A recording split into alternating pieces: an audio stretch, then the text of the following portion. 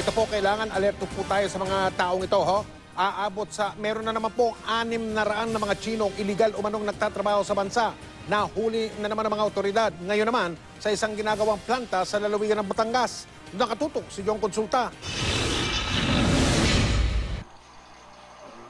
Makikita ang mga Chinese national na ito sa loob ng dalawang ginagawang coal power plant sa Barangay Puting Bato at Barangay Dacanlao sa Calaca, Batangas. Sa surveillance video ito ng National Bureau of Investigation, Interpol.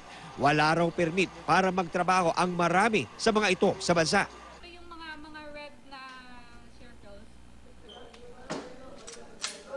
Kaya agad nagsagawa ng operasyon ang NBI kasama ang Bureau of Immigration at DOLE sa lugar. Nang makuha ang hudyat mula sa asset, sumalakay na ang mga operatiba.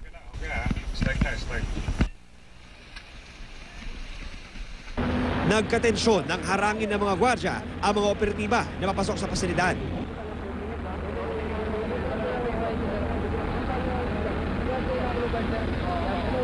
Pero nadisarmahan din ng raiding team ang mga gwardya ng kumpanya.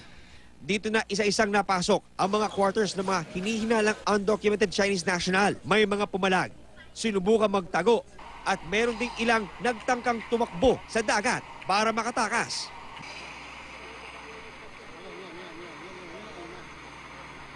Pero lahat, huli pa rin. Kwento ng isang Chinese national, 4 na buwan na raw siyang nagtatrabaho sa Pilipinas. 100,000 is your salary. Is Yeah, it correct? yeah, we can say that. What is the biggest bonus that you got? The biggest bonus so far? 50,000 pesos or 100,000? It depends. Yeah, But you got 100,000 bonus already before. almost. Almost 100,000. Or Yeah. okay. Taong 2012 na sinimulan daw ang paggawa ng power plants dito sa may bahagi ng Calaca, Batangas. Ayon sa impormasyon nakuha ng National Bureau of Investigation at Bureau of Immigration, daang-daang Chinese nationals ang pinapasok dito sa loob ng kumpanya para magtrabaho. Hindi bababa sa 600 daw ang naabutan ng mga otoridad. Ang tanong, sila ba ay may papeles o lahat walang dokumento? Pumupunta sila dito as tourist. Tama yung sinasabi mo, tapos pagdating dito nagtatrabaho. Up to 6 months na sinasabi ng informant. Ang kinocomplain din nila na nagkakaroon daw ng maltreatment sa mga Filipino workers at saka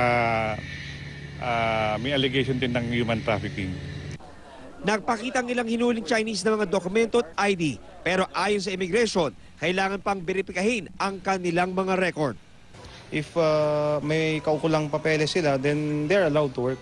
Kung wala silang papeles, then the appropriate immigration charges would be filed. That would initiate yung deportation proceedings against sa kanila. Tumanggi magbigay ng pahayag ang kontraktor ng mga Chino na inabutang nagtatrabaho sa loob ng power plant. John Consulta, nakatutok, 24 oras.